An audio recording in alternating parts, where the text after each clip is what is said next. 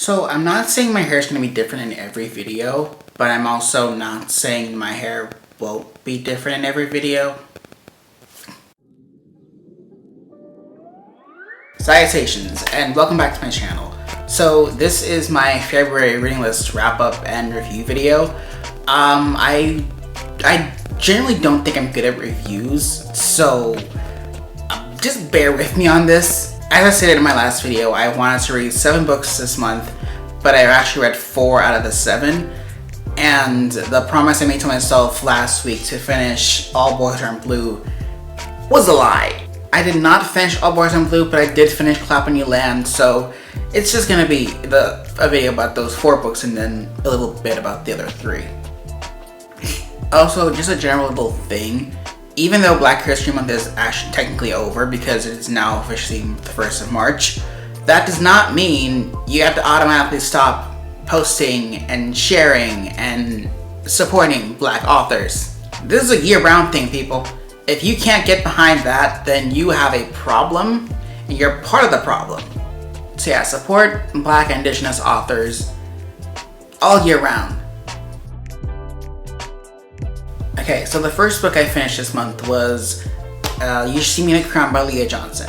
This book I gave it a 5 out of 5 star review or rating because it was on brand for me. You know, cute, YA, contemporary, romance, and the fact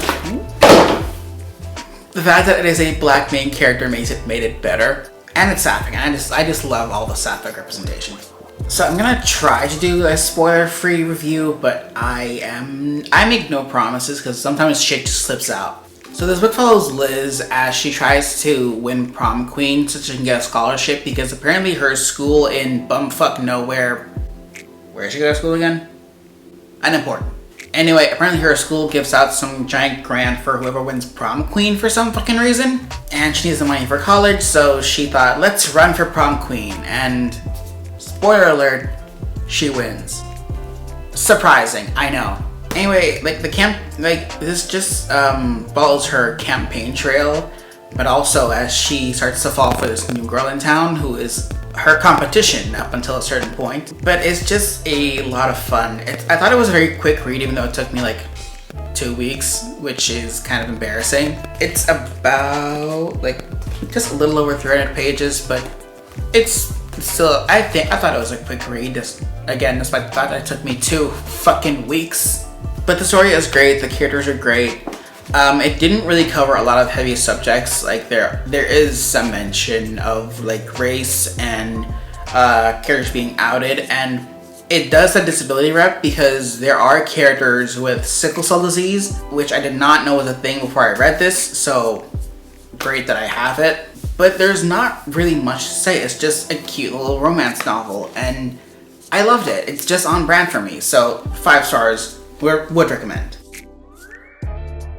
The second book I read this month, or last month, was Pet by Kweki Emezi. This book I gave it 4 stars because I was kind of confused at how it was written. But basically this book follows Jam, who is a transgender girl, as she accidentally summons a creature to hunt a monster in her town. What I love about this book is that it is a very quick read, but it is also very powerful and has a lot of great messages and symbolism in it. Basically about how monsters are not, you know, the kind of monsters you see on TV with sharp fangs and claws and shit, but they could just be regular people hiding in your fucking house.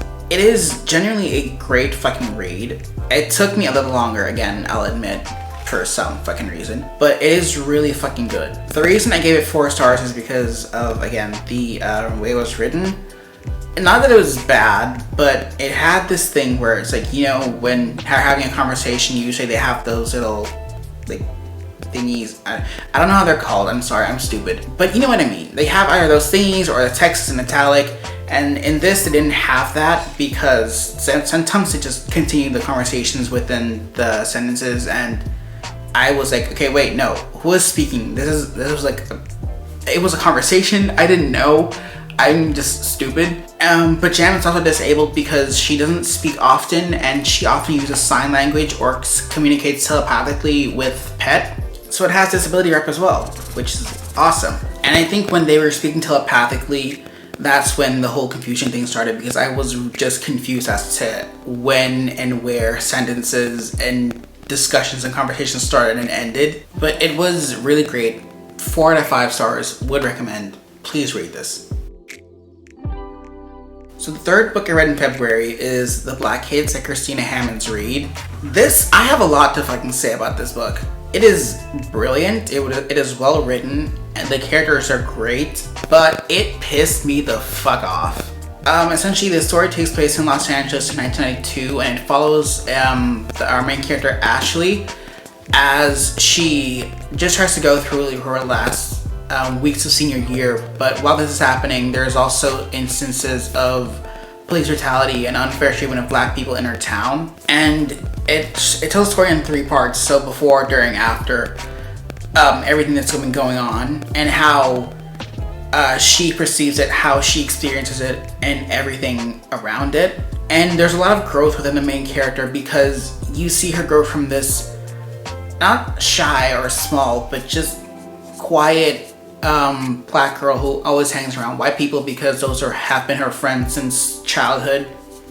She just grew up with them and didn't really think to expand her circle because they were already her best friends. And how she gains new friends and new experiences because they share similar experiences, because, you know, they're black people in America in 1992. I think there was 1 or 2 mentions of queer people in here, but that's fine. That wasn't the point of this. But what pisses me off is that this book was written from the perspective of someone in 1992.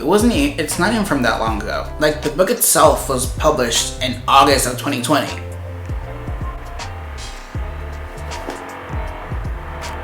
Someone decided to do construction work now. Great. My apologies for that. I have no control over my neighbors, they all suck. But yeah, so the fact that this takes place in 1992, which was only 29 years ago, and the fact that these topics are still relevant to this day is mind-blowing to me. And reading this, honestly, if I was her, if I was Ashley in this situation, some of these characters would have gotten decked. Like, there was one of her friends that literally called her the N-word and pushed her in a pool. I mean, granted, she did sleep with her boyfriend, but that was just uncalled for, bitch. Another one of her friends compares, because another one of her friends is Jewish, and she compares her struggles, and she always says some bullshit like women are the niggers of the world, and I would just be like, excuse me? The what? The who? No. But when reading this, it did make me feel somewhat grateful or thankful that I wasn't exposed to any of this. Like, it made me really grateful that I was born on Curacao with a predominantly black population, and I never really knew about police brutality and the mistreatment of black people in America or anywhere in the world until I was at least in my late teens, because it just wasn't something that was happening around me. I didn't know about it. I only found out later because I think one of my parents were watching CNN or something and it was mentioned. And recently, I have just been diving deep into all of this, and honestly, I'm kind of ashamed to say that last year it took me a hell of a long time to actually say or do or post anything about the whole Black Lives Matter situation and the George Floyd situation that was happening, because I just didn't know what to do or what to say. I was just confused because this is not my area of expertise. And I wanted to do something as a black person. I want to do something because I do experience some racism here in the Netherlands, but not to this extent. And I realized I've been avoiding reading or watching movies or anything revolving around these topics because they just make me so angry. Reading this, my blood was boiling 90% of the time, and I thought it was good, but also bad. Good in the sense that it opened my eyes, bad in the sense that, like, this is something that's happening still. This is something that people go through for some reason. So the fact that I got all these feelings through one book is fantastic. So I would highly recommend picking this up, reading it, and actually reading it.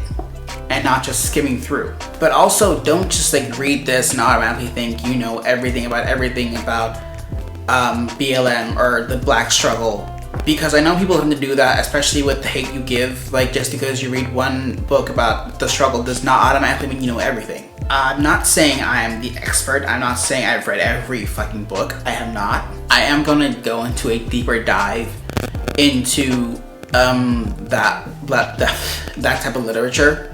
But for this, 5 stars, would recommend. I'm just gonna recommend this to everyone. I'm just gonna shove it down everyone's throats like I did with Red, White, and Royal Blue. So the last book I read last month was Clap When You Land. I originally thought this was gonna be a 4-star read, mostly because the book is written in verses or poetry, I think. I'm not entirely sure how it's called, but I decided to get the audiobook to read with it, and I honestly believe that's the best way to read this book, because while reading along to it, you can actually hear and feel the emotion, the power in the voice of the main characters, Yahira and Camino.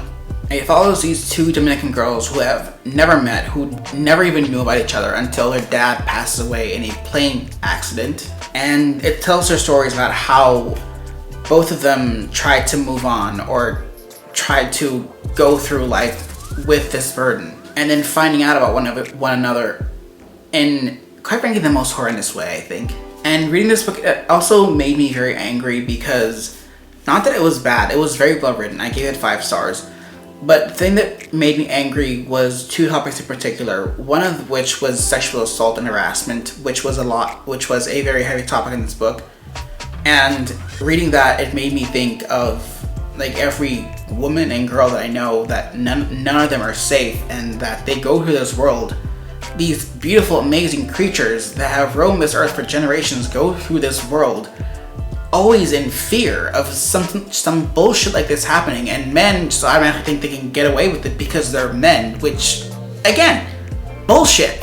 But like, I'm not getting into that because I've already made my peace with that on Instagram last night. The other thing was family taking advantage of family. Like, in the times of grieving, some of the family members would take advantage of Yahira, this character, the darker skinned one. Like, they would always call her ugly or make fun of her because of her appearance or her dark skin, and now all of a sudden she has some money from the airline and everyone's all nice because, oh, we want something. Like, no, fuck you.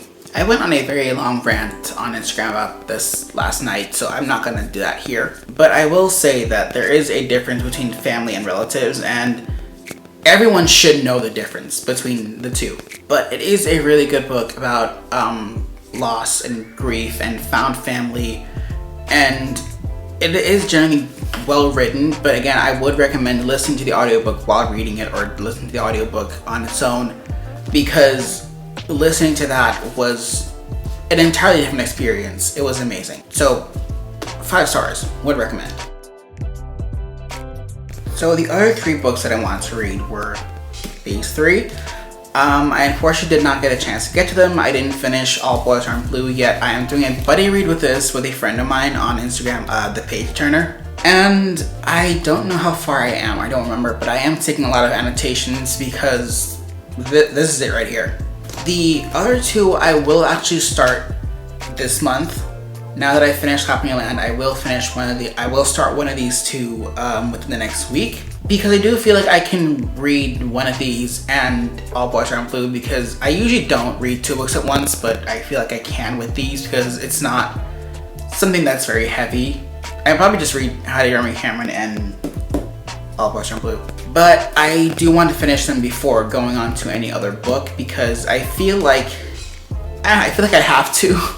But yeah, hopefully I will get to them before halfway through March. I don't know yet, because I'm reading very slowly for some godforsaken reason. And that was it for my reading list / reviews.